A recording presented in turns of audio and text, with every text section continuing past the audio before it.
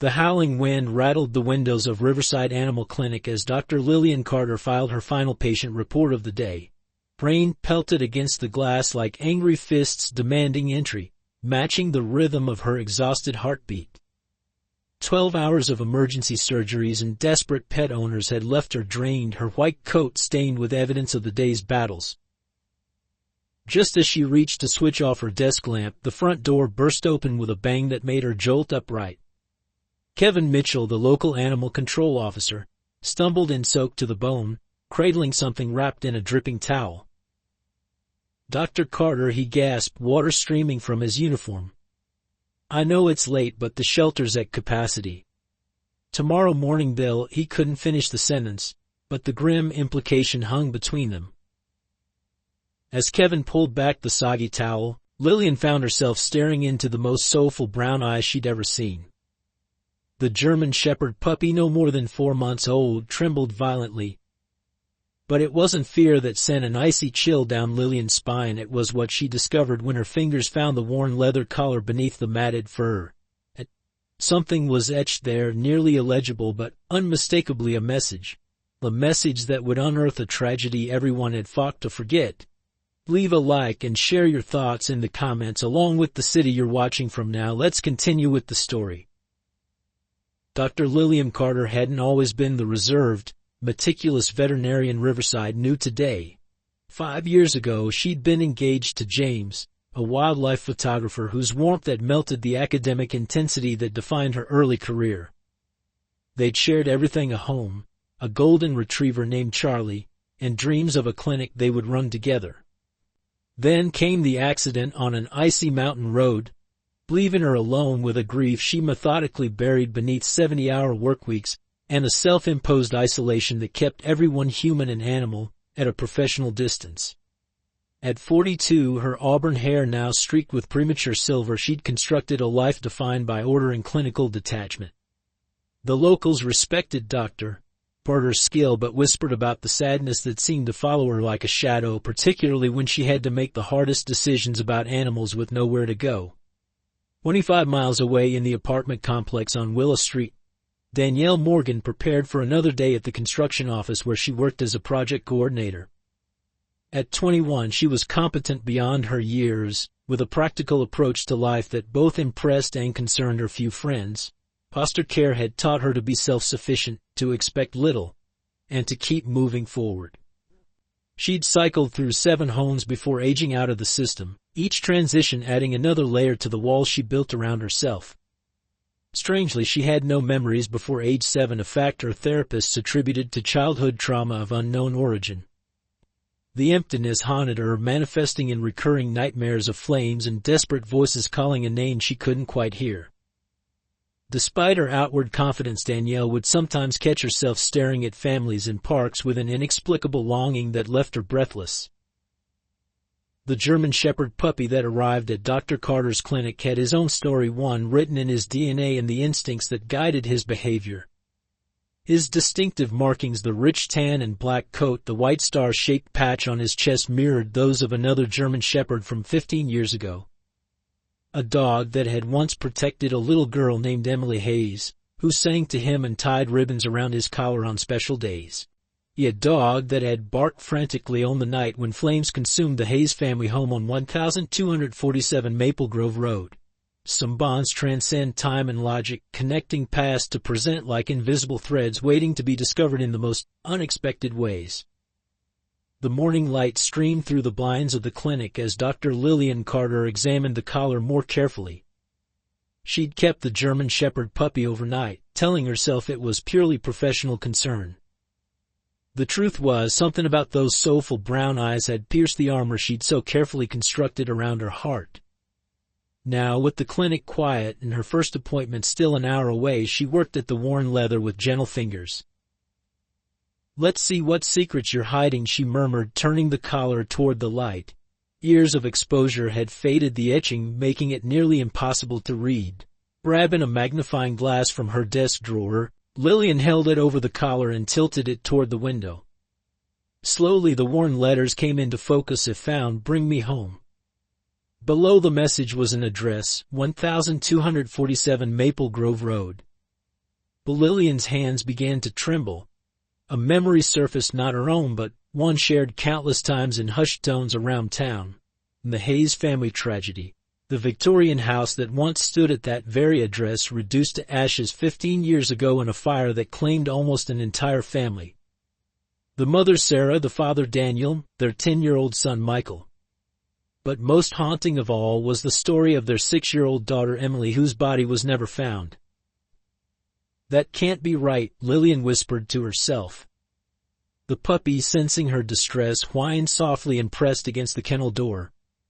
The collar looked old, yes, but not 15 years old. And this puppy couldn't be more than a few months old. How could it possibly be connected to a tragedy from so long ago? Yet the address was unmistakable.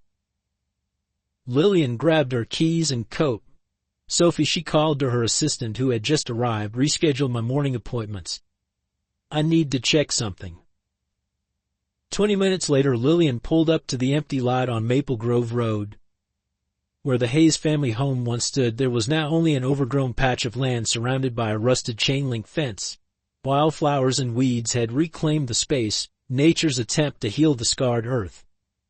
She sat in her car, the collar clutched in her hand, its weight suddenly heavier with the burden of its possible meaning. Movement caught her eye. An elderly woman emerged from the house next door, watering can in hand, tending the bright red geraniums that lined her porch steps. "Excuse me," Lillian called, approaching the fence that separated the properties. "I'm Dr. Carter from the animal clinic. I'm sorry to bother you, but I'm trying to learn about the family that used to live here." The woman's face softened with recognition. "I'm Martha Collins. I've lived here for over 40 years. She set down her watering can and walked closer, her steps slow but purposeful. "You're asking about the Hayes family." It wasn't a question. The tragedy had become part of the town's collective memory. "Yes," Lillian nodded, showing her the collar. "This was brought in with a stray puppy last night. It has this address engraved on it." Martha's weathered hand reached out to touch the collar, her fingers trembling slightly. "Oh my," she whispered. "After all this time." For the next 20 minutes, Lillian listened as Martha recounted the story she thought she knew, but with intimate details only a neighbor could provide. How Sarah Hayes would bake cookies every Sunday afternoon, the sweet smell wafting across to Martha's yard. How Daniel coached Little League and built a treehouse in their backyard oak. How their German shepherd Max would wait faithfully at the corner each day for Emily to return from school. That child and her dog were inseparable, Martha said, her eyes distant with memory. Emily used to dress Max up in her doll clothes. That poor creature would sit there patient as a saint, wearing bonnets and baby shoes. She chuckled softly, then her expression darkened. The fire happened just after midnight, July 15, 2005. I woke to screams and the smell of smoke. By the time the firefighters arrived, the flames were shooting through the roof. Martha dabbed at her eyes with the edge of her apron. They found Sarah, Daniel, and Michael, but Emily, her voice caught. Little Emily was never found. Lillian's mind raced, trying to connect the pieces. What about their dog, Max? Missing too. Some folks thought maybe Emily and Max had somehow gotten out together. The search parties looked for weeks. Police, volunteers searched dogs. They dragged the lake, searched every inch of the woods. Martha shook her head, not a trace.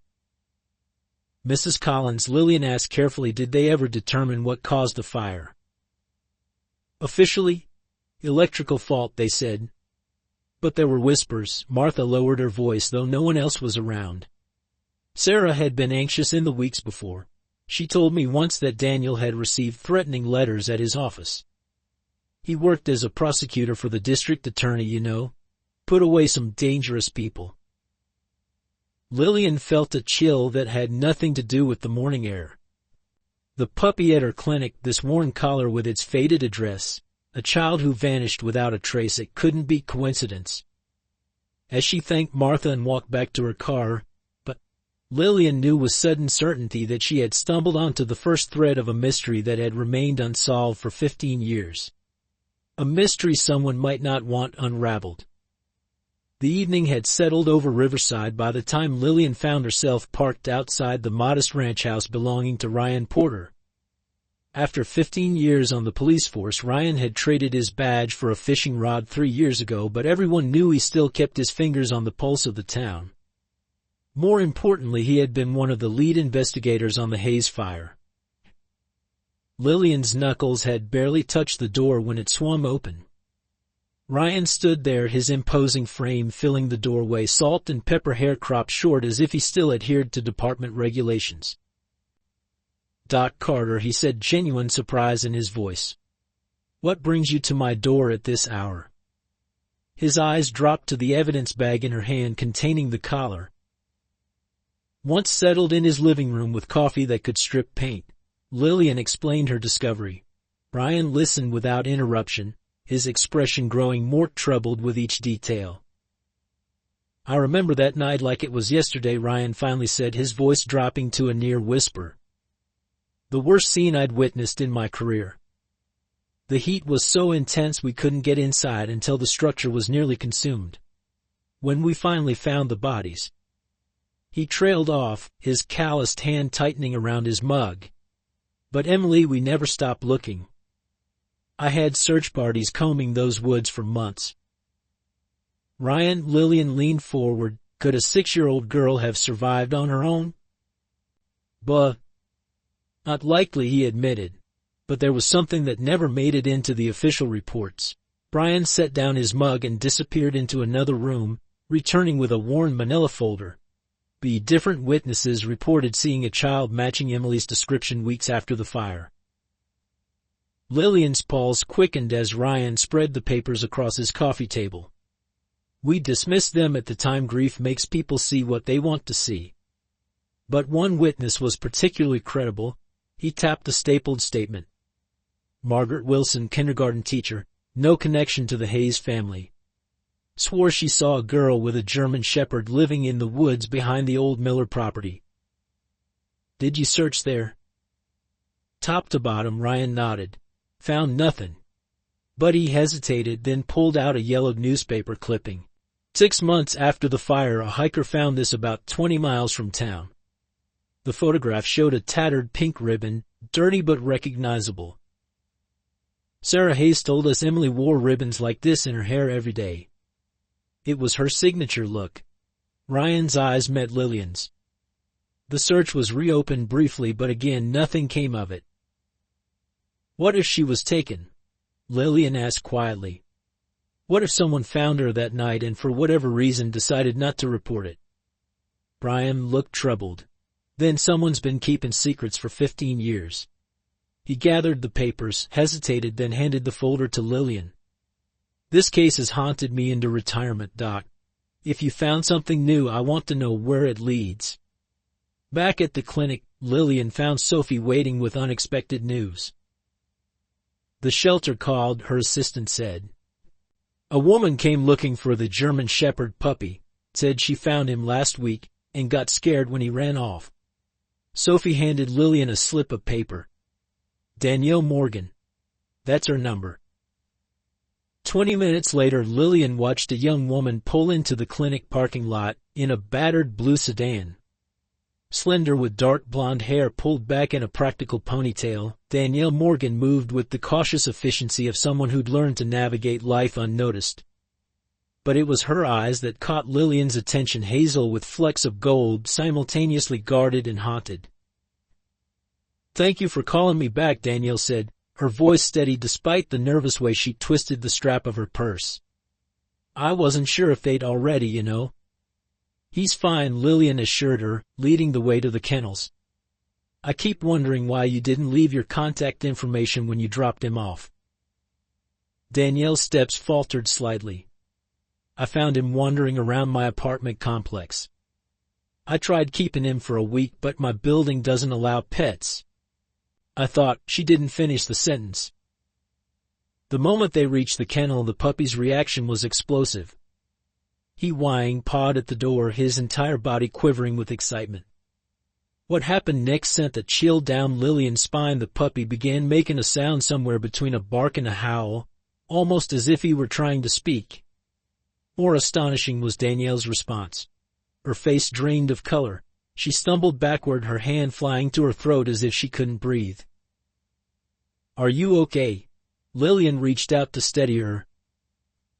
"That sound," Danielle whispered, tears suddenly streaming down her face. "I've heard it before. In my dreams." Lillian made a split-second decision. "I think you should sit down. There's something I need to show you." She led Danielle to her office and carefully placed the collar on the desk between them. This was on the puppy when he was brought in.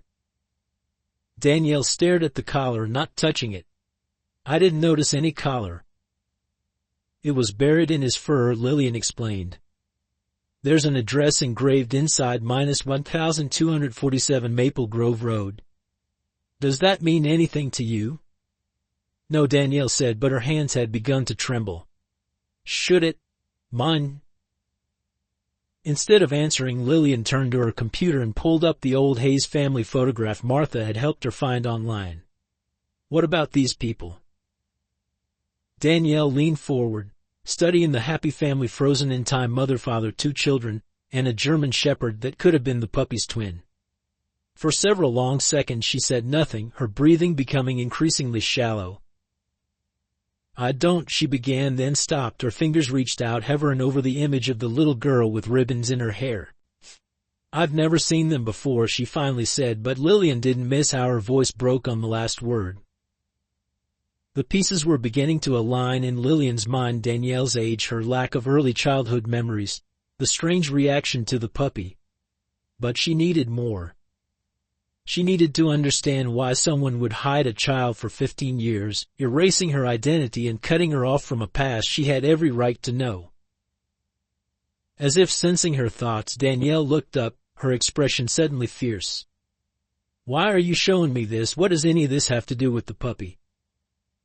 Lillian took a deep breath. "Danielle, I think this puppy may be connected to a 15-year-old mystery involving a little girl who disappeared the night her family died in a fire, a little girl named Emily Hayes." She paused, watching Danielle's face carefully. "A little girl who would be about your age now." The silence that followed was electric, charged with the weight of a truth teetering on the edge of revelation. Outside, the day had deepened into dusk, casting long shadows through the windows. In that moment of suspended time, Lillian felt the trajectory of her life and Danielle's shifting toward something neither of them could predict or control. 3 days after their initial meeting, Danielle Morgan avoided Lillian's calls. The clinic's answering service reported messages left, then hastily deleted before completion. Lillian had given her a copy of the Hayes family photograph, along with her card, a lifeline if Danielle chose to reach for it. Meanwhile, the German Shepherd puppy remained at the clinic, officially listed as treatment ongoing to prevent his return to the shelter's euthanasia list. Each morning Lillian would find him watching the door expectantly, as if waiting for someone specific to walk through it. On the 4th day, just as Lillian was closing the clinic, the bell above the door jingled. Danielle stood in the entryway, rain-damp and pale, clutching a shoebox against her chest like armor. "I've been having nightmares," she said without preamble. "Not just since meeting you for years. But they're worse now. More vivid." Her knuckles whitened around the box. "I see a house burning. I hear someone calling a name. I smell smoke so real I wake up choking." Lillian guided her to the small break room at the back of the clinic. The puppy, hearing Danielle's voice, began to whine from his kennel down the hall. "Can I see him?" Danielle asked, setting the shoebox on the table between them. In the kennel room, something extraordinary happened. The moment Danielle knelt before his cage, the puppy pressed against the bars, trembling with recognition that defied logical explanation. When Lillian opened the door, he rushed straight to Danielle, climbing into her lap and pawing gently at her face. "Max," Danielle whispered, then froze, her eyes widening in confusion. "I don't know why I said that." "Max was the name of the Hayes family dog," Lillian said quietly. Danielle's breathing quickened. She buried her face in the puppy's fur, inhaling deeply as if searching for a forgotten scent. When she looked up, tears streaked her cheeks. "I brought these," she said, nodding toward the shoebox in the break room. "I don't understand why I've kept them all these years." Back at the table, Danielle removed the lid with trembling fingers. Inside lay a child's treasures, a smooth pink quartz stone, a faded hair ribbon, a half-melted plastic horse, and most significantly, a charred corner of what appeared to be a photograph.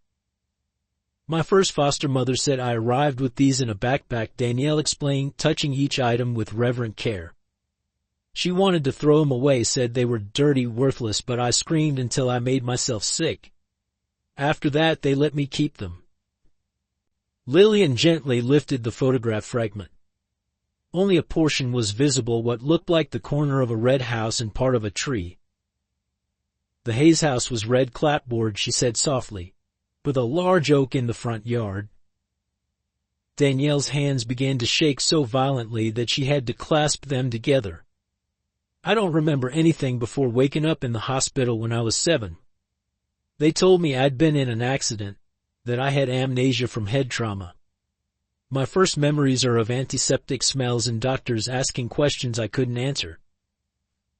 The puppy pressed against her side, offering silent comfort, his presence bridging past and present in ways neither woman could articulate. Over the next 2 weeks, Danielle began spending her evenings at the clinic with the puppy she now instinctively called Max, though she insisted she didn't know why. Lillian observed their interactions with growing certainty, the way the puppy would fetch a ball and drop it at Danielle's feet without being taught. How he seemed to anticipate her movements, the particular way he'd rest his head on her knee when she grew quiet and distant. Progress came in fragments.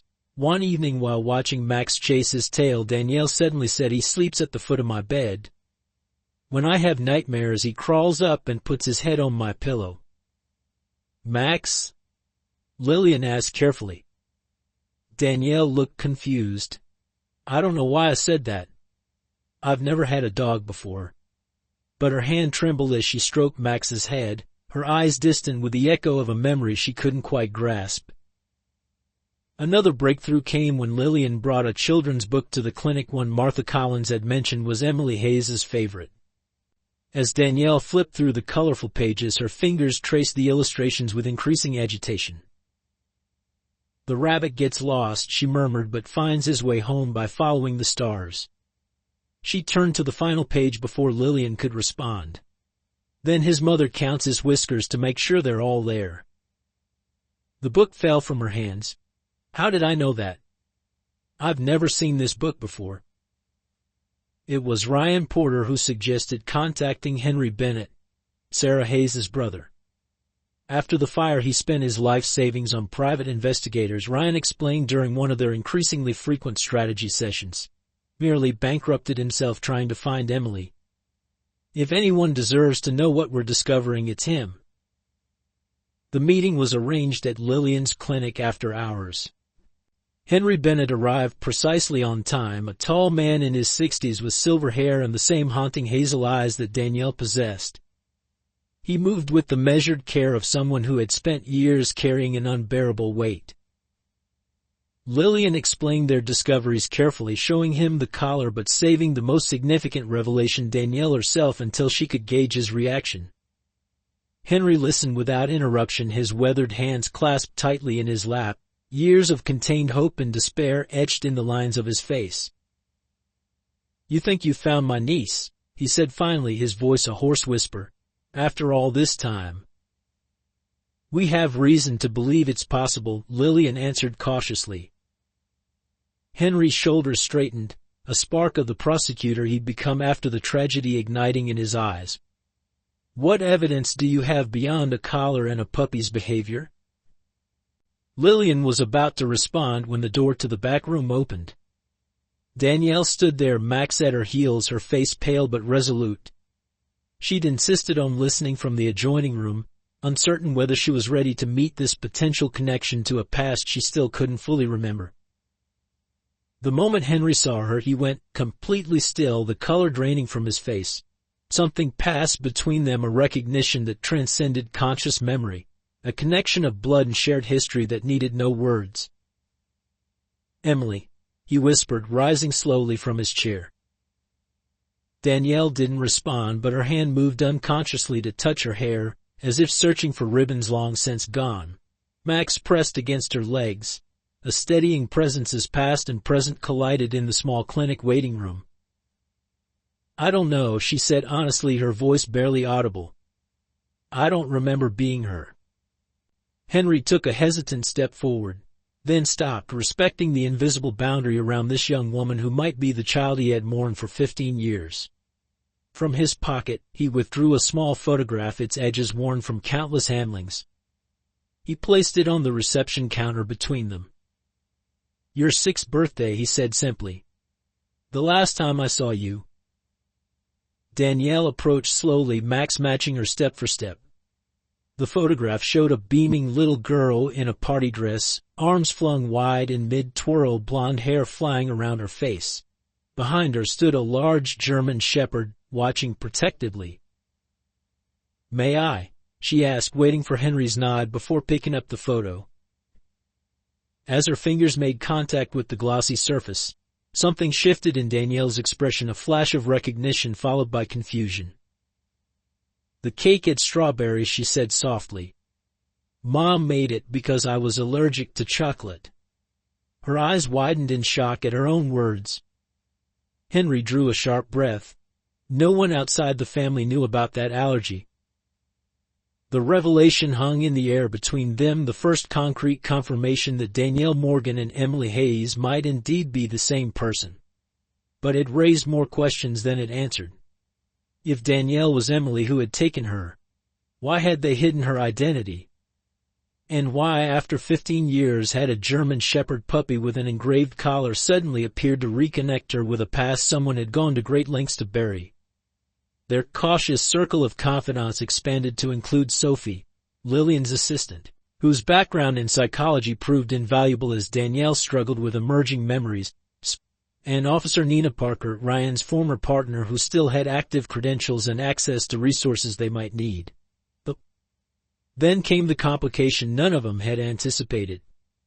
A week after Henry's introduction to Danielle, a man named Christopher Reed arrived at the clinic during business hours, introducing himself as a cousin of the Hayes family who had recently moved back to the area. "I heard through the grapevine that you've been asking questions about the Hayes fire," he told Lillian, his tone casual but his eyes sharp and assessing. "Such a tragedy. I was overseas when it happened, military service, but Sarah was my favorite cousin growing up." Something about his manner made Lillian instantly wary. His knowledge of the Hayes family seemed comprehensive yet strangely rehearsed. When he asked specifically about any items that might have been recovered recently, alarm bells sounded in Lillian's mind. "Just professional curiosity," she replied vaguely. "Old cases sometimes come up in conversation." After he left, she immediately called Ryan and Henry. A search revealed no Christopher Reed in the Hayes family tree, though his military credentials checked out. More disturbing was Nina's discovery that someone had recently accessed the sealed Hayes case files using credentials that belonged to a retired detective, one now suffering from advanced dementia. "Someone knows we're looking," Ryan said grimly during their emergency meeting that evening. "And they're worried enough to send in a scout." Danielle, who had been listening quietly, suddenly spoke up. "I remember him," she said, her voice hollow with dawning horror. "Not his name, not exactly who he is, but his face. He was there the night of the fire. He was the one who carried me away." The revelation cast their investigation in a more ominous light. If Christopher Reed, or whoever he really was, had removed Emily from the scene, his reappearance now suggested not a rescue but something more sinister. Henry's prosecutor mind immediately jumped to the threatening letters Daniel Hayes had received before the fire. "My brother-in-law was building a case against the Riverside Syndicate," he explained, pacing Lillian's office, a local group with connections to organized crime. The primary target was Victor Mercer, though he operated through lieutenants to keep his hands clean. "Mercer died 10 years ago," Ryan pointed out, "heart attack in his sleep." "But his organization didn't die with him," Nina countered. "They just went deeper underground." As they debated implications and next steps, Max suddenly raised his head from where he'd been lying at Danielle's feet. A low growl rumbled in his chest, his attention fixed on the window facing the parking lot. Moments later they heard the crunch of tires on gravel. Nina peered through the blinds.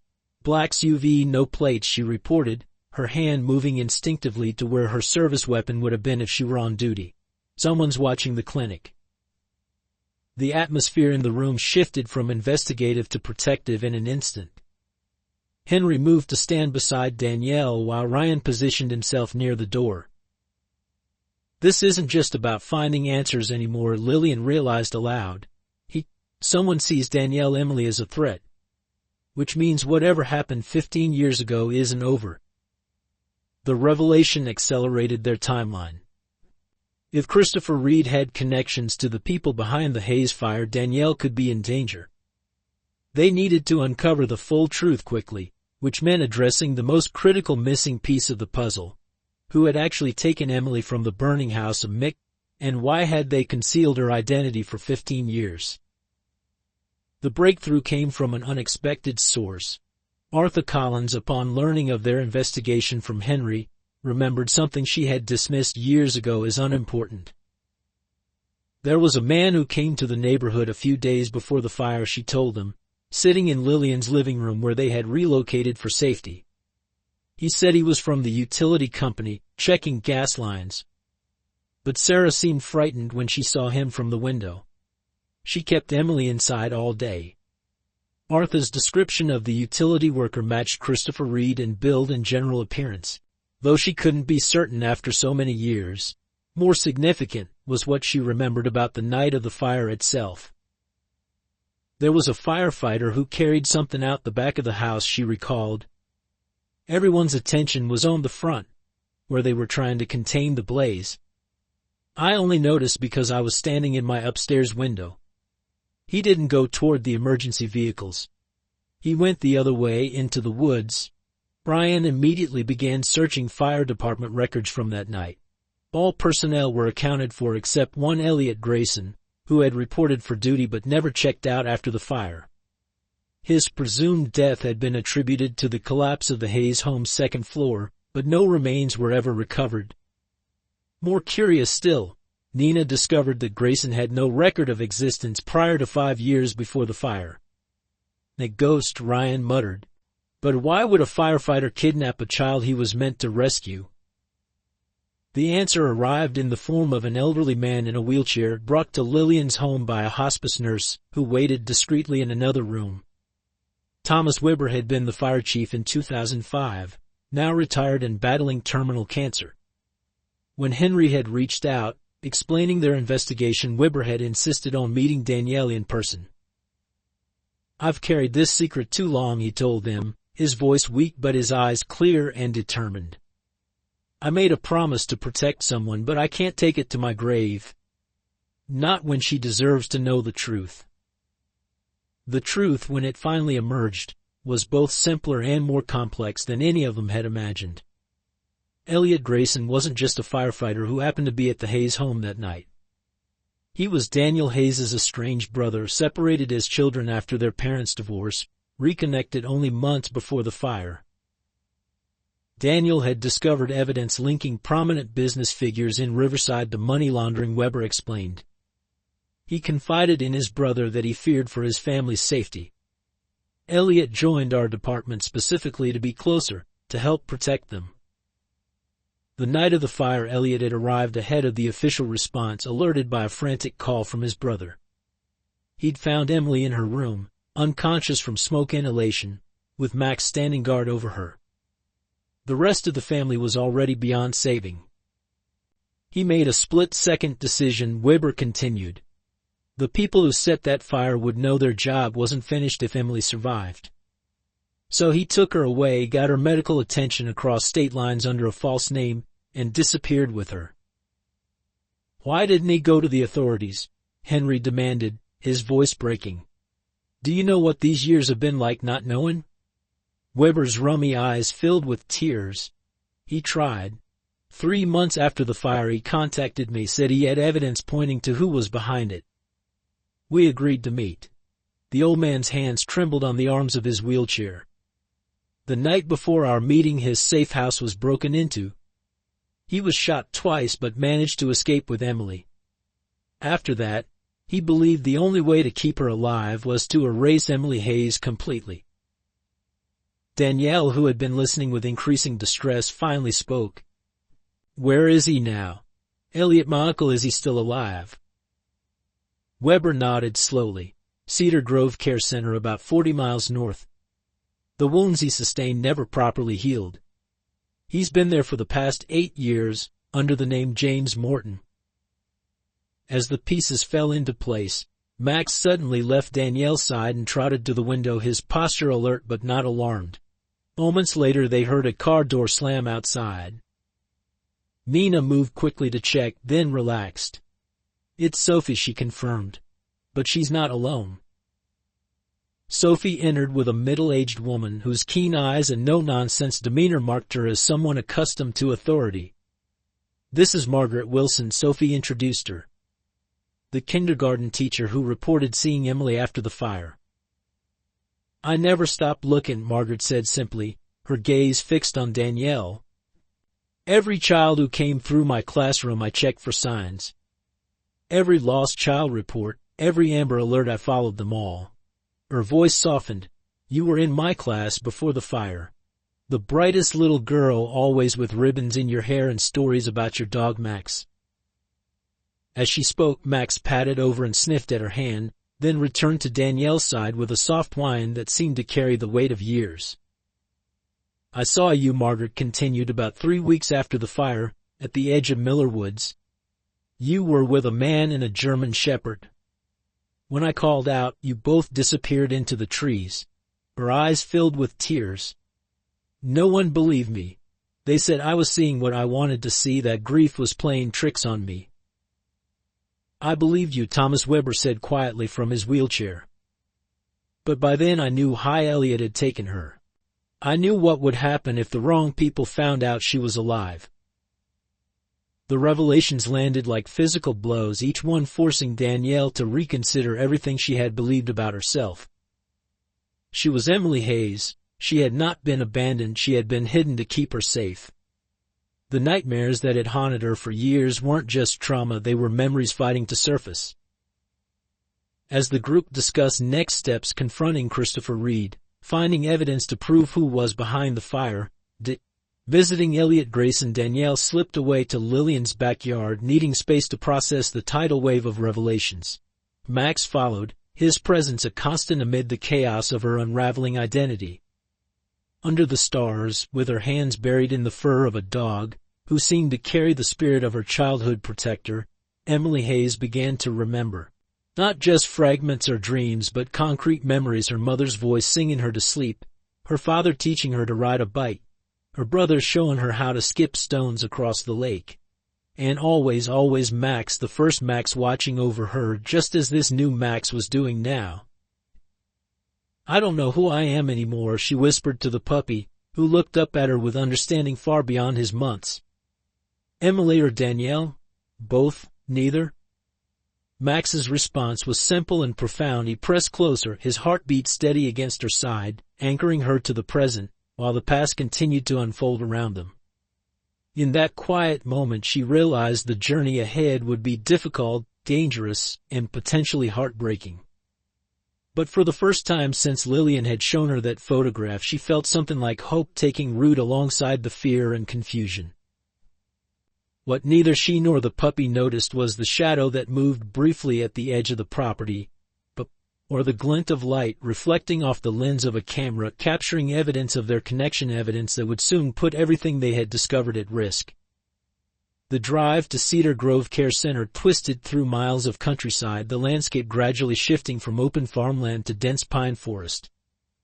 Danielle sat in the passenger seat of Lillian's SUV, her fingers nervously tracing the edges of the photograph Henry had given her. In the back seat, Max lay quietly, his eyes never leaving Danielle even as the vehicle navigated the winding road.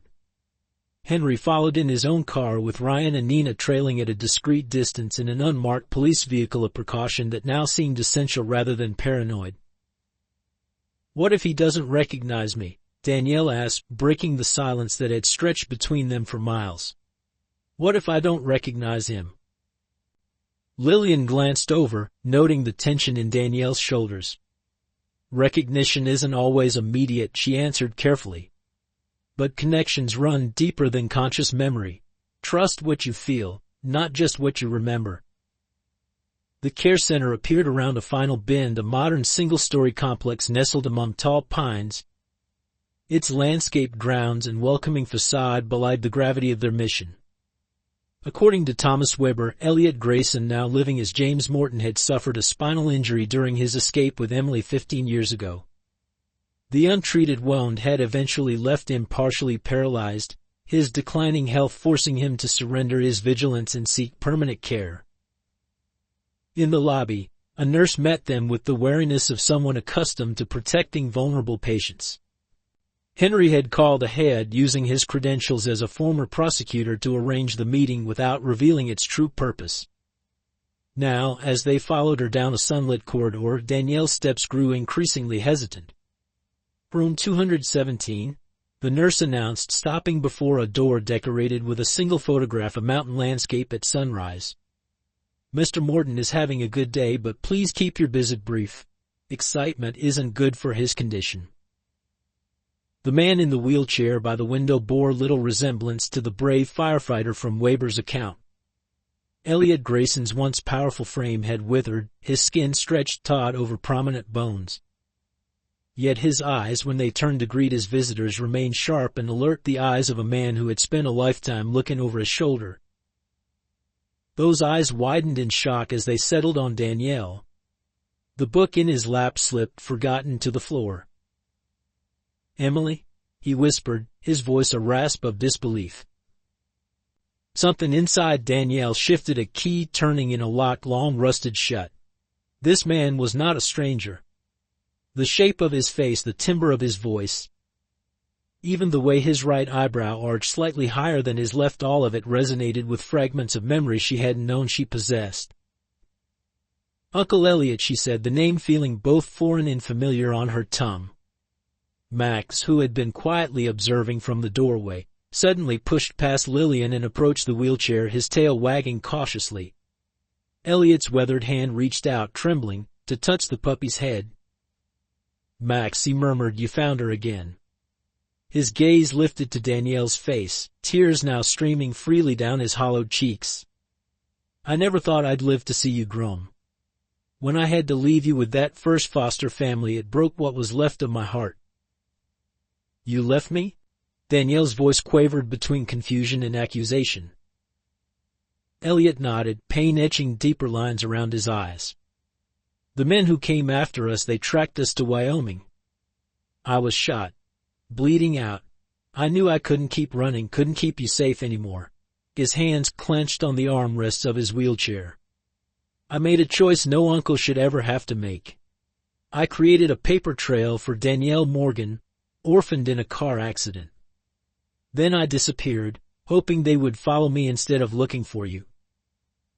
The stark reality of his sacrifice hung in the air between them. Danielle sank slowly into the chair beside him, Max pressing against her legs as if sensing her need for support. "Why?" she asked simply. "Why did they want to kill my family?" Elliot exchanged a glance with Henry, who had remained near the door, giving uncle and niece space for their reunion. With a subtle nod, Henry stepped forward. "Your father was building a case against the Riverside Syndicate," he explained, his prosecutor's voice steady despite the emotion evident in his eyes.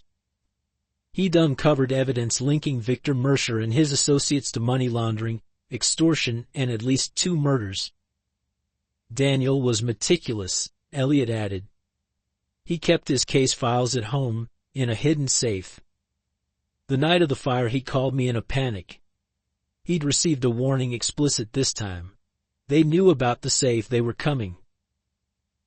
I arrived too late," he continued, his voice breaking. "The fire was already consuming the lower floor. I found you unconscious in your room, Max, standing guard. The smoke was so thick," he closed his eyes, reliving the nightmare. "I couldn't reach Sarah and Daniel, I couldn't save Michael. I could only save you." The weight of guilt in his words was palpable, a burden he had carried alone for 15 years. Danielle reached for his hand, a gesture of forgiveness for a crime that had never been his. "You said Dad kept files in a safe," Henry interjected gently. "Did you recover them before the fire destroyed everything?" Elliot's expression shifted, caution replacing grief. "I did, but after the attack in Wyoming I couldn't risk keeping them with me. If they were found with my body," he glanced at Danielle, "I hid them somewhere only Emily would know to look." "Where?" Danielle asked, leaning forward. Before Elliot could answer, Max suddenly stiffened, a low growl rumbling in his chest. At the same moment, the nurse who had guided them to the room appeared in the doorway, her professional smile not quite reaching her eyes. "I'm sorry to interrupt, but Mr. Morton needs his medication now," she announced, holding up a small paper cup containing pills. Lillian, who had been observing silently, noticed the subtle shift in Elliot's demeanor, the way his shoulders tensed, how his eyes darted to the nurse's face and then away. "Of course," she said smoothly, standing to create a buffer between the nurse and the others. "We'll step out for a moment." The nurse's smile tightened. "Actually, visiting hours are officially over. You can come back tomorrow." "We just arrived," Henry objected. "The director assured me." The director was called away, the nurse cut in, her tone hardening. "Hospital policy." The tension in the room escalated as Ryan appeared in the doorway behind the nurse, his casual stance belied by the alert watchfulness in his eyes. Nina, they knew, would be positioned near the exits, monitoring for signs of trouble. Elliot's hand shot out, gripping Danielle's wrist with surprising strength. "Starlight, star bright," he whispered urgently, using the familiar beginning of a childhood rhyme. "The rabbit finds his way home." Recognition flashed across Danielle's face, the children's book she had remembered in Lillian's clinic. The story of the lost rabbit finding his way home by following the stars. It wasn't just a favorite book, it was a message, a direction, a key to wherever Elliot had hidden her father's evidence. The standoff with the nurse ended abruptly when an overhead announcement called for security to report to the West Wing. As she hurried away, Ryan slipped into the room. "We need to move," he said without preamble. A black SUV just pulled into the staff parking lot. Two men, one matching Reed's description. Elliot's face drained of what little color it had. "They found me," his eyes locked with Danielle's, desperate and pleading. "The old treehouse. Your father's evidence is there, hidden in the place where you used to keep your secret treasures. It will prove everything, who ordered the fire, who's been protecting them all these years." The urgency of their departure left no time for a proper goodbye. As Lillian and Ryan helped Danielle navigate the maze of corridors toward a side exit, Henry lingered briefly with his brother-in-law. "I'll send real security to guard your door," he promised. "And I'll be back with police protection once we have the evidence." Elliot shook his head, a resigned smile touching his lips. "I've lived on borrowed time for 15 years, Henry. Just keep her safe. That's all that matters now." The rain that had threatened all afternoon finally broke as they reached their vehicles, fat drops splattering against the windshield as Lillian gunned the engine. Max huddled in the back seat with Danielle, his body pressed protectively against hers, as they pulled onto the main road. Through the rear-view mirror, Lillian could see Ryan and Nina falling into position behind him, with Henry bringing up the rear in his sedan. "We need to get to the old Hayes property," Danielle said, her voice steadier than Lillian had expected. "The treehouse, if it's still standing after all these years. First, we need to make sure we're not followed," Lillian answered, making a sudden turn onto a narrow side road. The maneuver separated them temporarily from their escort, but the privacy afforded a moment to strategize. "Reed, or whoever he is, knows we visited Elliot," Lillian reasoned, navigating the unfamiliar back roads with grim determination. "He'll assume we're heading for the evidence." Danielle stared out the rain-streaked window, her reflection ghostly against the darkening landscape. "Then we need to get there first." By the time they reconnected with Ryan, Nina and Henry at their predetermined rendezvous point at a desolate gas station 20 miles outside Cedar Grove, full darkness had descended. The plan they formulated was simple. By necessity, Ryan and Nina would create a diversion, drawing attention away from the Hayes property by making a visible visit to the police station. Henry would coordinate with trusted former colleagues to arrange for official backup. Lillian and Danielle, accompanied by Max, would go directly to the property to search for the hidden evidence. "This is insanity," Henry argued, Rain plastering his silver hair to his forehead as they huddled between vehicles. "You're civilians walking into potential danger." "We're also the least recognizable," Lillian countered. "You, Ryan, Nina, you're all known quantities to these people. Danielle and I might pass unnoticed, especially in the dark." The logic was sound but did little to ease Henry's concern. In the end, he reluctantly agreed, pressing a small canister of pepper spray into Lillian's hand. "All the moment you find anything," he insisted, "do not engage with anyone. Evidence isn't worth your lives." The journey to 1247 Maple Grove Road passed in tense silence. The rain had diminished to a fine mist that shrouded the deserted lot in ghostly vapor as they parked a block away and approached on foot. The chain-link fence that had once surrounded the property lay flattened in several places, making their entrance both simple and eerily symbolic, boundaries between past and present as permeable as memory itself. Max moved ahead, his wet fur gleaming silver in the dim moonlight that occasionally broke through the clouds.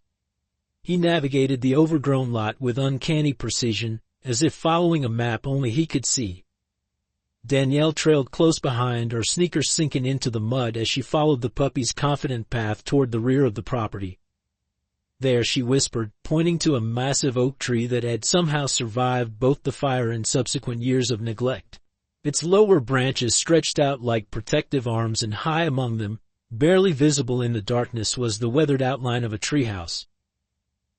"My father built it for my brother," Danielle said, memories surfacing with each step closer to the tree. "But Michael said I could use it too, as long as I didn't touch his comic books." Her voice caught on the name, the reality of her brother's death striking her anew with the recovered memory. The wooden ladder nailed to the trunk had rotted in places but appeared sturdy enough to support their weight.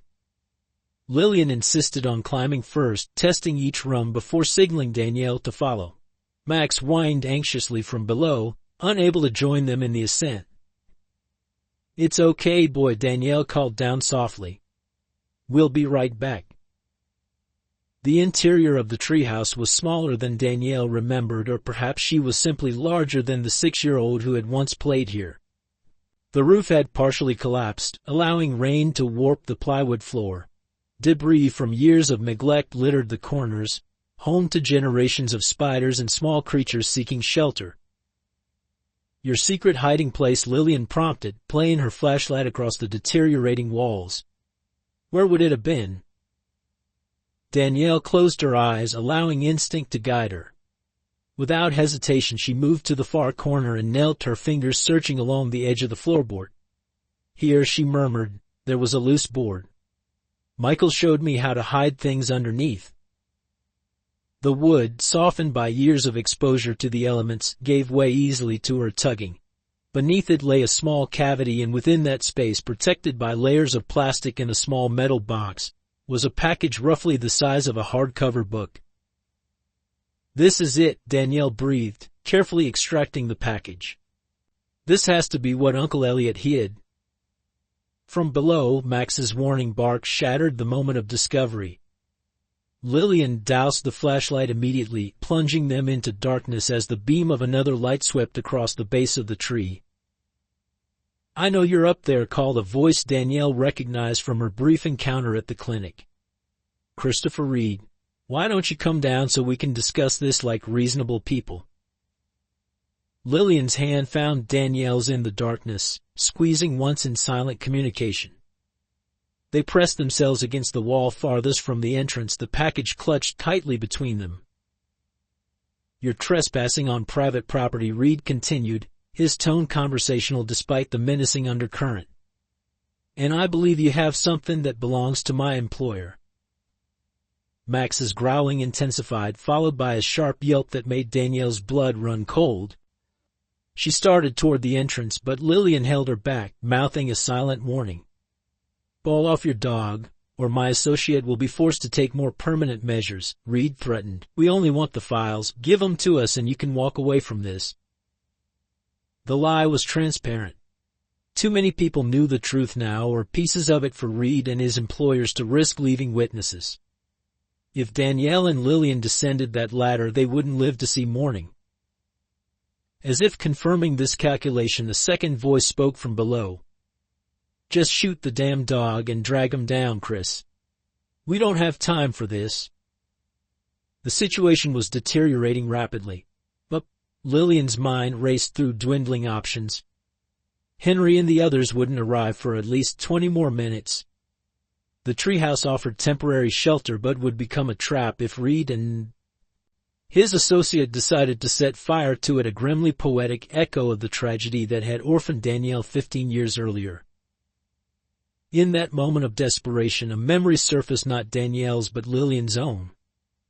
James, her late fiancé, demonstrating how to create a distraction during one of their wilderness hikes when they'd encountered an aggressive bear. "It's about redirecting attention," he'd explained. "Give them something else to focus on." The package in Danielle's arms might be their salvation, not just as evidence but as a diversion. Carefully, Lillian extracted a small portion of the plastic-wrapped contents.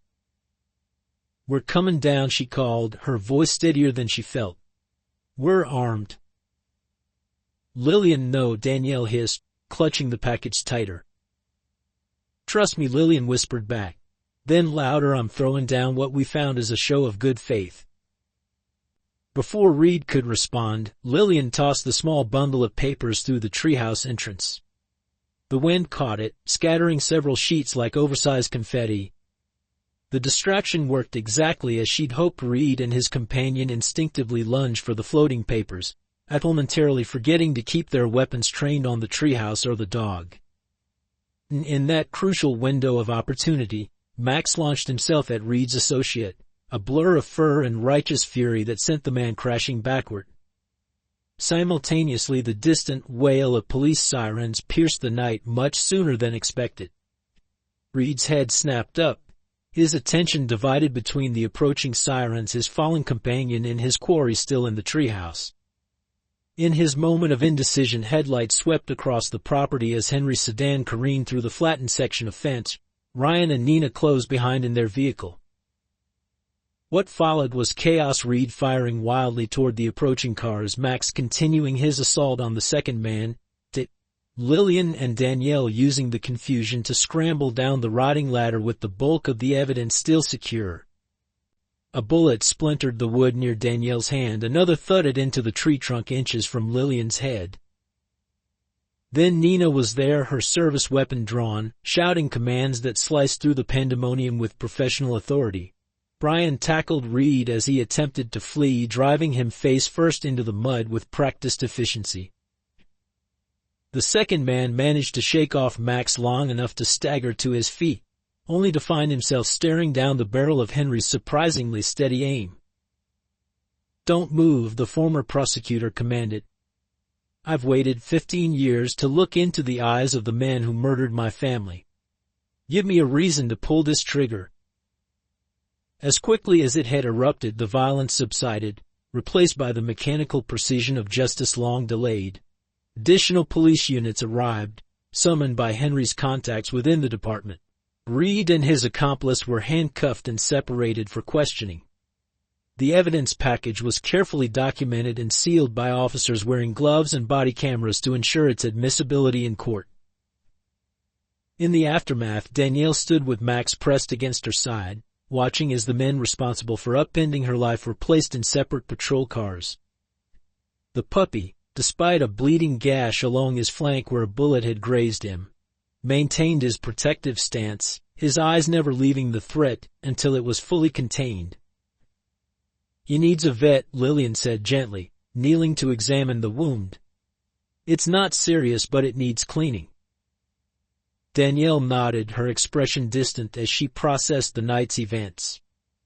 "He saved us," she murmured, running her fingers through Max's damp fur. "Just like the first Max saved me from the fire."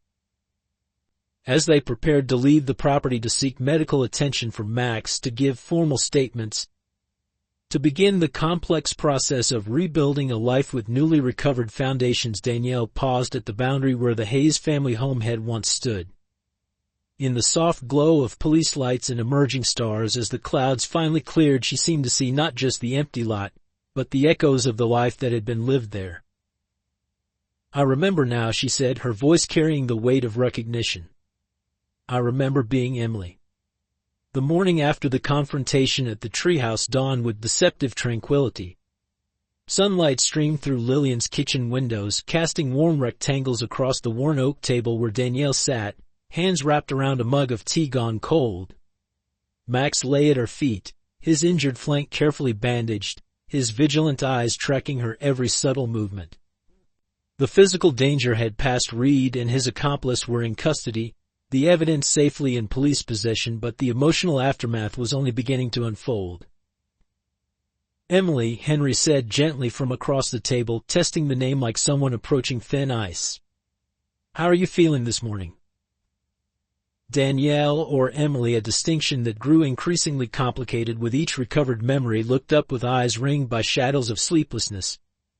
"I'm not sure who I am," she admitted, her voice barely above a whisper. "When I close my eyes, I see two different lives playing like competing movies. Emily baking cookies with her mother. Danielle moving through foster homes like a ghost. Emily riding her bicycle down Maple Grove Road. Danielle studying alone in empty apartments." She pressed her fingers to her temples.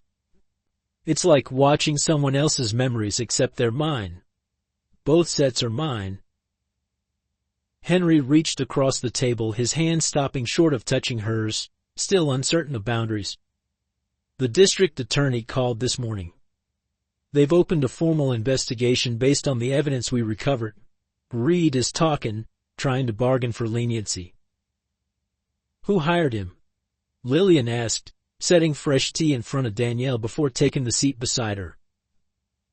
"Lawrence Blackwood," Henry answered, his expression hardening. "Former business partner of Victor Mercer, current CEO of Riverside Development Corporation."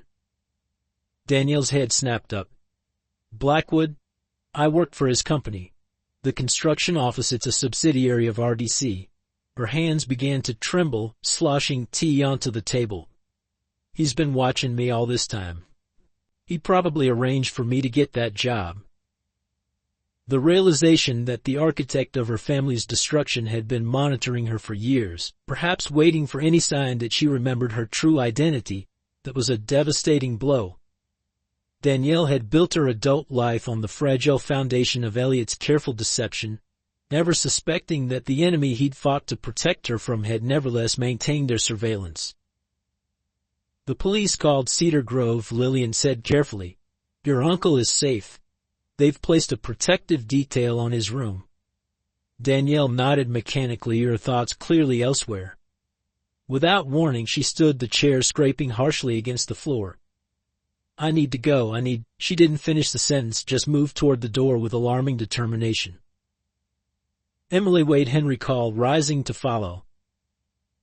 "Don't call me that," she snapped, whirling to face him with sudden fury. "Emily Hayes died in that fire 15 years ago. She died with her family. I'm what's left, this cobbled-together person with borrowed memories and a life built on lies." The outburst silenced both Henry and Lillian. Max, however, responded immediately, pressing against Danielle's legs with a soft whine that seemed to penetrate her distress. She looked down at the puppy, and something in her expression fractured. "I shouldn't have survived," she whispered, tears finally breaking through the shock that had insulated her since the confrontation at the treehouse. "Why did I get to live when they all died? My mother, my father, my brother, why am I the only one left?" The question, the survivor's eternal burden, hung in the air, unanswerable and devastating in its simplicity. Henry moved forward cautiously, his own eyes bright with unshed tears. I've asked myself the same question every day for 15 years, he said hoarsely. Why wasn't I there that night? Why couldn't I protect them? The guilt becomes a companion, Emily Danielle. It walks beside you, sometimes ahead, sometimes behind, but always there. His raw honesty created a momentary bridge across the chasm of their separate griefs. Danielle allowed him to guide her back to the chair, Max following with anxious attention to her emotional state. I keep seeing their faces, she admitted, her defenses crumbling. Not just in memories, but as they must have been that night. My mother calling for me. My father trying to reach us through the flames. Michael, her voice broke completely. He had just made the basketball team. He was so proud. He had his whole life ahead of him. Lillian, who knew intimately the landscape of loss, recognized the dangerous territory. Danielle was entering the spiral of what-ifs, and if-onlys that could consume a person entirely. Take a breath, she suggested quietly. Just one deep breath. Danielle complied automatically, the simple act seeming to ground her momentarily. But the reprieve was brief. Rising again, she moved to the window, staring out at nothing in particular. I should have died with them, she said with disturbing calm. It would have been cleaner that way. No loose ends. The statement sent a chill through the room. Henry glanced at Lillian with naked alarm in his eyes, both recognizing the depth of despair such words revealed. Emily Danielle, Lillian corrected herself quickly, that's the trauma talking. Not you. Is it? Danielle turned, her expression eerily composed despite the tears tracking down her cheeks. Because right now I don't know who me is anymore. The person I thought I was never existed. And the person I actually am died 15 years ago in every way that matters. She pressed her hand flat against the window glass. I'm a ghost caught between worlds, too alive to join my family, too dead inside to truly live. The existential crisis unfurling before them was beyond what either Henry or Lillian had anticipated. Fragmented memories were coalescing not into wholeness but into a devastating awareness of all that had been lost, not just family and identity, but the very continuity of self that most people take for granted. Henry stepped forward, desperation edging his voice. You survived for a reason, Emily. Your father's work is fight for justice. You're carrying it forward. The evidence you found will put Blackwood away for the rest of his life. Will it bring them back? Danielle asked with devastating simplicity. Will it undo what happened? No one had an answer for that. In the silence that followed, Danielle gathered her jacket and moved toward the door with quiet determination. I need some time alone, she said, her voice hollowed by exhaustion. Please don't follow me. Max, however, had other ideas. As Danielle opened the door, he slipped past her legs and positioned himself firmly on the porch, clearly intending to accompany her wherever she went. For a moment she seemed ready to insist, but something in the puppy's steadfast gaze, so reminiscent of the original Max's protective loyalty, crumbled her resolve. Fine, she conceded, a ghost of affection briefly animating her grief-stricken features. But just you. After she'd gone, Henry collapsed into a chair, his facade of strength dissolving now that he no longer needed to maintain it for his niece's benefit. I've lost her again, he said brokenly. I just found her and now I'm losing her to this void inside her. Lillian understood with painful clarity. She had seen that same emptiness in her own eyes after James died, the blank stare of someone who could no longer reconcile the world as it was with the world as it should have been. Men, give her time, she advised, though she wasn't entirely confident in her own counsel. This isn't something that heals overnight. As darkness fell with no word from Danielle, their concern deepened into alarm. Calls to her cell phone went straight to voicemail. A drive past her apartment revealed no lights, no signs of her return. With each passing hour, the fear that she might do something irreversible grew more concrete. It was Ryan who finally suggested checking the Hayes property. If she's trying to process who she really is, he reasoned, she might go back to where Emily Hayes began and ended. The night had grown cold and damp by the time Lillian's headlights swept across the empty lot on Maple Grove Road. At first it appeared deserted, just the same overgrown field they had left the night before. But as she killed the engine and allowed her eyes to adjust to the darkness, a figure became visible near the center of the property, seated on the ground, where the Hayes family living room had once been. Lillian approached slowly, deliberately making enough noise to announce her presence. Max lay beside Danielle, his head resting on her lap as she stared into middle distance, seemingly unaware of the cold earth soaking through her jeans or the mist beating in her hair. "They're here," Danielle said without looking up, her voice distant yet certain. "I can feel them." Lillian sank to the ground beside her, respecting the sanctity of the moment even as concern for Danielle's mental and physical well-being gnawed at her. "Your family." Danielle nodded, her fingers absently stroking Max's fur. "Mom used to sit right here in this big armchair with faded flowers on it. She'd read to me before bed stories about brave animals and children who found their way home." She gestured to a spot a few feet away. Dad's recliner was there. He'd pretend to read the newspaper, but really he was listening to the stories too. "And Michael." Her voice caught. "He would lie on the floor over there, supposedly doing homework, but actually reading comic books hidden inside his textbook." The detailed recollection, painful as it was, represented a critical step in Danielle's psychological processing, no longer fragmented flashes but a coherent narrative of her life as Emily Hayes. "I've been sitting here for hours," Danielle continued, "talking to them, telling them about my life as Danielle, asking them questions they can't answer." A sob escaped her, raw and uncensored. "Why didn't Max wake them too? Why didn't Uncle Elliot find them in time? Why is it only me sitting here alive while they're all gone?" The questions, primal in their anguish, impossible in their simplicity, formed the core of Danielle's torment. There were no satisfactory answers, no explanations that could fill the void left by such catastrophic loss.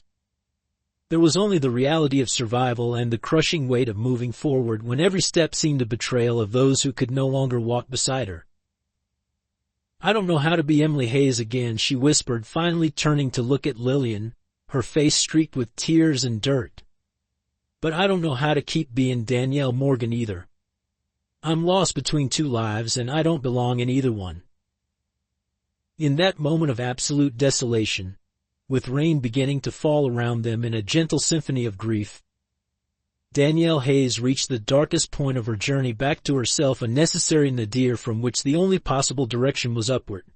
Max, sensing the depth of her despair, pressed closer, his warmth the silent reminder that even in the most profound isolation, connection remained possible. As the rain intensified, transforming the empty lot into a canvas of memories being simultaneously preserved and washed away, Lillian offered the only true comfort available, her silent presence, a witness to Danielle's pain who would neither rush nor diminish it, but simply remain until the storm, both literal and emotional, had spent itself enough for the next cautious step forward. The early morning call jolted Jack from the uncomfortable hospital chair where he'd spent the night at Emma's bedside. Claire Wilson's voice came through breathlessly, urgency in every word. "Mr. Coleman, I need you to meet me at the Crossroads Diner in 30 minutes. It's about Shadow and the video. I found something." Jack glanced at Emma's unconscious form, monitor still beeping steadily. "I can't leave Emma right now." "Trust me," Claire insisted, "this can't wait. It might be our only chance to save Shadow before tomorrow's hearing." 27 minutes later, Jack entered the nearly empty diner on the outskirts of Eagles Landing. Claire sat in a corner booth, a laptop open before her, her face carrying the intensity of someone who hadn't slept. More surprising was the woman beside her, Dr. Valerie Harper, the sanctuary's former veterinarian who had resigned abruptly 3 months earlier after a disagreement with Jack over treatment protocols. "Thank you for coming," Claire said, sliding a cup of coffee toward him. "Dr. Harper has something you need to hear." The veterinarian couldn't meet Jack's eyes, her fingers nervously tapping against her own coffee mug. "I never wanted it to go this far," she began, her voice barely above a whisper. You have to understand they promised no one would get hurt. It was just supposed to discredit the sanctuary enough to force a sale. Jack's exhaustion vanished, replaced by sharp focus. What are you talking about? In the video, the attack, it was staged. Dr. Harper swallowed hard. There was no injured child. The dog in the video wasn't Shadow, it was his half-brother from the same military training program. They look almost identical, except for surgical scars that were added digitally. Claire turned the laptop to show Jack a frame-by-frame analysis of the video. I've been working in digital media since college, she explained. Once I started looking closely, the manipulation became obvious.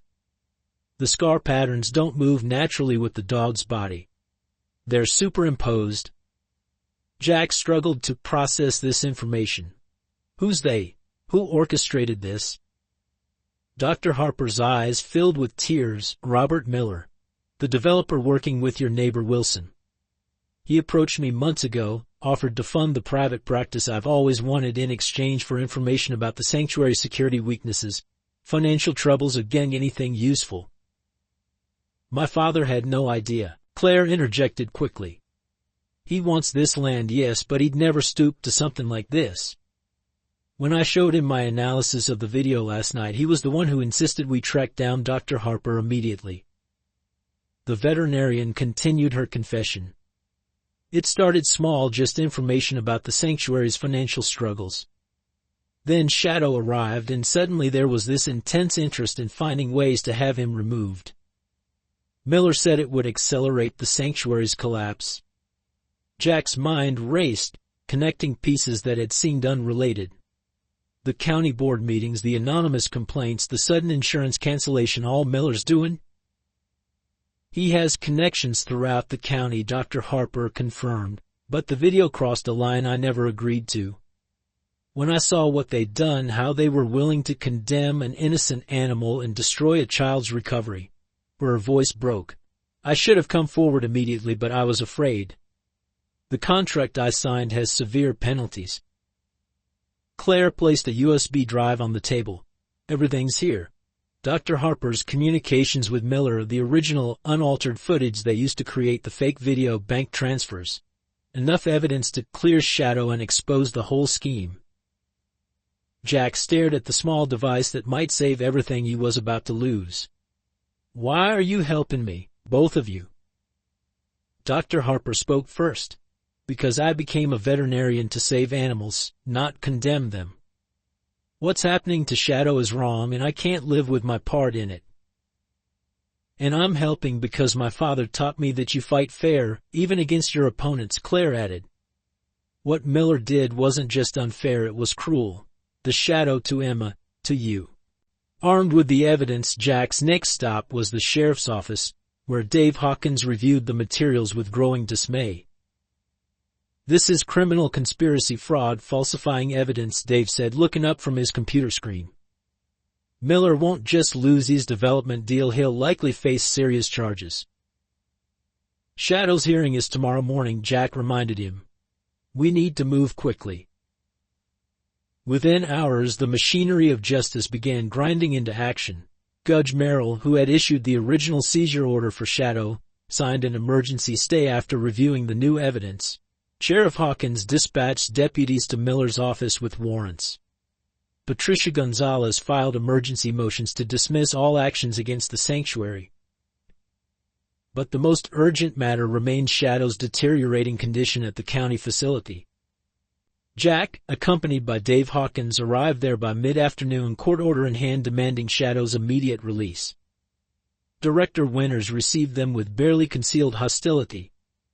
The court order changes nothing about this animal's dangerous nature, she insisted, leading them to the high-security area. He's become increasingly volatile since your last visit.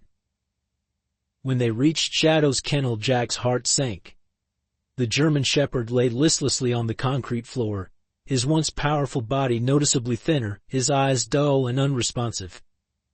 Even when Jack called his name, Shadow barely lifted his head. He's given up, Jack said softly. We need to get him back to the sanctuary immediately. And he needs to see Emma.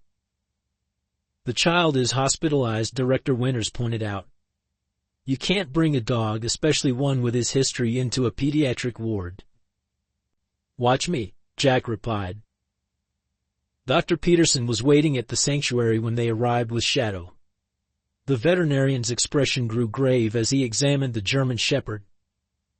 Severe dehydration, probable muscle atrophy, elevated heart rate, he reported. He's in a state of physical and psychological distress that could become life-threatening if not addressed immediately. He needs fluids, nutrition, and frankly he needs Emma.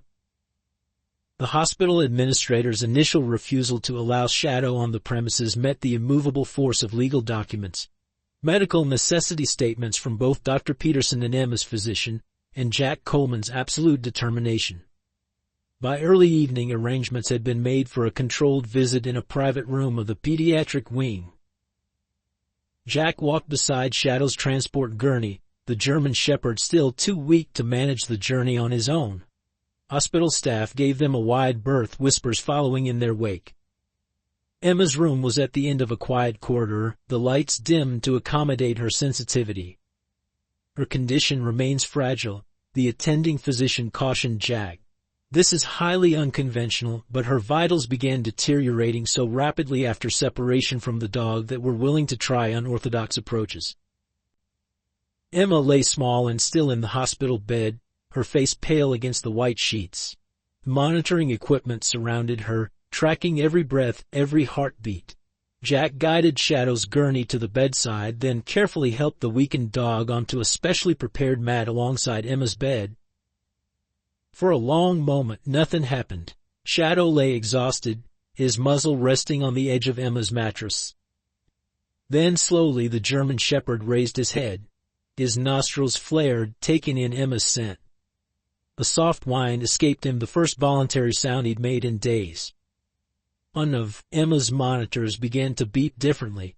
Her heart rate, which had been dangerously slow, started to increase. Her breathing pattern changed. Shadow summoned what little strength he had left and raised himself further, gently placing his muzzle against Emma's hand. The small fingers twitched, then curled around the dog's fur. They're responding to each other, the physician whispered, watching the monitors with astonishment. Her brain activity is increasing. She's coming back. Over the next hour, both patients began a synchronous journey back toward consciousness. Emma's vital signs steadily improved as Shadow maintained physical contact. The German Shepherd, despite his own weakened state, seemed to draw strength from the child's gradual awakening. By nightfall, Emma's eyes had opened. Her first word, barely audible, was Shadow. Outside the hospital, events continued to unfold with remarkable speed. Robert Miller had been taken into custody, facing multiple felony charges. The falsified video had been publicly debunked, with major news outlets now covering the story of corporate greed nearly destroying a child's recovery and an innocent animal's life. Eagles Landing's phone began ringing with calls of support rather than condemnation. Perhaps most surprising was Thomas Wilson's public statement distancing himself completely from Miller's actions and announcing his withdrawal of all opposition to the sanctuary's operations. While Mr. Coleman and I have had our differences, Wilson told reporters, what happened here was a perversion of legitimate business disagreement into something unconscionable. My family and I fully support Shadow's return to Eagles Landing and the continuation of their important work. As midnight approached, Jack sat in Emma's hospital room, watching his granddaughter sleep peacefully for the first time in days. Shadow lay beside her bed, his own condition stabilized by IV fluids and proper care, his eyes rarely leaving Emma's face. The immediate crisis had passed, though the road to recovery for both of them would require time and patience. Dr. Alvarez, who had flown in upon hearing the news, observed them with professional interest mingled with genuine emotion. Their connection defies conventional behavioral models, he noted quietly to Jack. The level of psychological interdependence is extraordinary, yet somehow not pathological. They're not just mirroring each other's recovery, they're actively facilitating it. They recognize something in each other from the beginning, Jack replied. Something the rest of us couldn't see.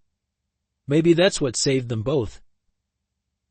As dawn broke over Eagles Landing the following morning, the story of Shadow and Emma had transformed from a local controversy to a national conversation about animal rehabilitation, childhood trauma, and the unexpected ways healing can occur.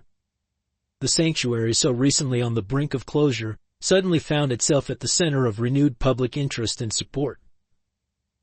For Jack Coleman, watching his granddaughter sleep with her hand resting on Shadow's head, the most important victory wasn't in court documents or news headlines or ends, but in the steady breathing of two souls who had found in each other what medicine, therapy, and conventional wisdom could not provide a reason to come back from the edge of darkness. Spring arrived in Eagles Landing, bringing renewal in more ways than one. 3 months had passed since the dramatic events at the hospital, and the transformation at the sanctuary was nothing short of remarkable. Jack stood on the porch of the main house, watching him and Shadow in the training yard below. The German Shepherd moved with restored confidence, his coat gleaming in the morning sunlight, his body once again powerful and healthy. Beside him, Emma directed a small group of children through a carefully structured interaction with the dog, her voice clear and assured despite her young age. "Remember to let Shadow approach you first," she instructed a hesitant boy of about 9. "He needs to know you respect his space. That's how trust begins." The boy nodded seriously, following Emma's guidance with careful attention. Like the other 5 children in the group, he carried his own invisible wounds, trauma that had left him withdrawn and fearful. The weekly sessions with Emma and Shadow had become a cornerstone of Eagles Landing's new mission at healing traumatized children through structured interaction with rehabilitated rescue dogs. Dr. Alvarez joined Jack on the porch, clipboard in hand, as he documented the session. "Her instincts for this work are extraordinary," he observed. "She naturally understands when to push, when to back off, how to create safe challenges that build confidence." "She learned from the best teacher," Jack replied, watching Shadow gently accept a treat from the hesitant boy's trembling hand. The child's face transformed with wonder at this small victory. The sanctuary itself had undergone a dramatic evolution. What had once been a struggling rescue operation now housed the newly established Canine-Assisted Trauma Recovery Center, the first of its kind in the state. The U.S. Department of Veterans Affairs had provided initial funding, impressed by Shadow's remarkable rehabilitation and the potential applications for veterans with PTSD. And additional grants from national foundations had followed, allowing Jack to expand facilities, hire professional staff, and establish programs that serve both children and adults recovering from trauma. Even Eleanor Mitchell, Emma's once adversarial grandmother, had undergone a change of heart after witnessing her granddaughter's profound connection with Shadow. Rather than continuing her custody battle, she had instead purchased a small house in Eagles Landing, allowing her to be part of Emma's life while respecting the healing environment Jack had created. Her business acumen had proven unexpectedly valuable as the sanctuary transformed into a formal treatment center, her connections opening doors to donors and supporters previously beyond Jack's reach. The Helena Medical Group called this morning, Maya informed Jack, joining them on the porch with a tablet displaying the sanctuary's busy schedule. "They want to add another referral day for their pediatric trauma patients. We're already at capacity for the current sessions. We'll need to consider training additional dogs," Jack mused, surveying the sanctuary grounds where construction crews were completing a new educational building, "and hiring another handler to work with Emma." Maya nodded, making notes. Lisa Martinez sent over the assessment reports from last month's program participants. The improvement metrics are exceeding expectations across all age groups. The legal aftermath of Robert Miller's conspiracy had ultimately strengthened the sanctuary's position in the community. Miller himself awaited trial on multiple felony charges, while his development company had declared bankruptcy amid the scandal. Thomas Wilson, true to his public statement, had withdrawn all opposition to Eagles Landing and had even donated the adjacent 20 acres of his property to create a buffer zone around the sanctuary, a gesture that transformed decades of animosity into an unexpected alliance. Inside the house, photographs chronicling Shadow and Emma's journey lined the walls of what had become an informal reception area for new arrivals. The most powerful image, enlarged and centrally positioned, showed them in the hospital room the moment Emma had awakened to find Shadow beside her, with their reconnection captured in a single frame that told the entire story of their extraordinary bond. Dr. Peterson arrived mid-morning, now serving as the sanctuary's full-time veterinarian after the construction of a proper medical facility on the grounds. He had come to conduct Shadow's monthly comprehensive assessment, a protocol established to monitor the German Shepherd's continued well-being and to detect any potential health concerns early. "Looking good, old friend," Dr. Peterson told Shadow after a thorough examination. "All surgical sites remain stable, weight is ideal, reflexes normal. It should no evidence of pain or discomfort from the previous injuries." Jack felt profound gratitude watching this routine procedure. The dog that had once been deemed too dangerous to live now served as a model for rehabilitation programs across the country. Shadow's journey from traumatized military working dog to therapeutic partner had been documented in veterinary and psychological journals, to challenging long-held assumptions about the permanence of certain behavioral issues. "There's more than just physical healing happening here," Dr. Peterson observed, watching the interaction between Shadow and Emma as she brought him back to the training yard. "I've been treating animals for 30 years and I've never seen anything quite like their connection. It's as if they instinctively understand each other's needs." By afternoon, visitors had begun arriving for the sanctuary's weekly educational tour, part of their community outreach and awareness program. Today's group included psychology students from the State University, several social workers, and a contingent from the military's working dog training program. Emma, still in her element despite a full morning of activities, led the demonstration portion with Shadow, showing how their communication had evolved from tentative first connection to seamless partnership. "Shadow taught me that being afraid doesn't mean you're broken," she told the assembled group, her voice carrying confidence that belied her 7 years. "Sometimes it just means you need someone who understands your fear without trying to fix it right away." Sheriff Dave Hawkins, who had become a regular visitor and vocal supporter of the sanctuary, approached Jack as the demonstration concluded. "That granddaughter of yours could teach a thing or two to some of my deputies about communication," he said with admiration. "Hard to believe this is the same child who wouldn't speak a word when she first arrived." "Or the same dog everyone wanted to euthanize," Jack added, watching Shadow patiently allow the university students to examine his once feared scarred flank, but now a teaching tool for recognizing signs of previous trauma. As evening approached, the sanctuary quieted. Visitors departed, staff completed their final tasks for the day, and the gentle rhythm of closing routines brought a sense of peaceful accomplishment. Jack found Emma and Shadow at their favorite spot near the small pond at the property's edge, the setting sun casting long shadows across the water. "Grandpa," Ma said as he approached, "I've been thinking about other dogs like Shadow. The one still waiting to be saved." Jack settled beside her on the weathered bench. "What about them?" "We should find them," she said simply, "before people give up on them. Shadow says there are many others who just need someone to listen properly." Jack smiled at her phrasing. Shadow says, knowing it represented her deep intuitive connection with the German Shepherd rather than any fanciful childish imagination. Emma had indeed listened properly when no one else could, hearing beyond Shadow's aggression to the pain and fear beneath. "I believe you're right," Jack agreed. "And I believe we're just getting started." As darkness settled over Eagle's Landing, lights illuminated the new buildings that housed their expanding programs. The sanctuary that had nearly been lost now stood as a testament to resilience, to second chances, and to the profound healing that becomes possible when someone refuses to give up on a soul that everyone else has deemed beyond saving. In the quiet evening, Emma leaned against Shadow's solid presence, her hand resting on his head in a gesture that had become as natural as breathing. The German Shepherd surveyed his domain with alert contentment, his journey from rogue to redeemed complete.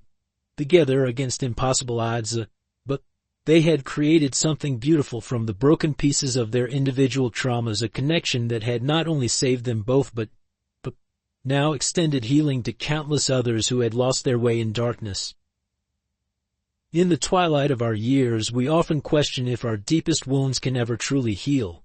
Rogue Dog Refuses All People Until a Little Girl Approaches reminds us that healing is possible at any age, through unexpected connections that transcend words. Like Jack Coleman, many of us carry invisible scars, loss of loved ones, shattered dreams, or the weight of years spent feeling we've failed someone we love. This story speaks to the resilience within us all, showing how even the most broken spirits can find renewal when someone takes the time to truly see our pain. Shadow and Emma's journey mirrors our own search for purpose in our later years, proving that our greatest contributions may come when we least expect them. Their story whispers a profound truth. It's never too late for second chances, for building something meaningful from our deepest hurts, or for finding family in those who understand our unspoken pain. The connections that save us often arrive in forms we never anticipated, if only we remain open to recognizing them. I hope you enjoyed today's story. Subscribe to the channel so you don't miss more stories like this. Leave a like and comment below what you thought of the story. See you in the next video.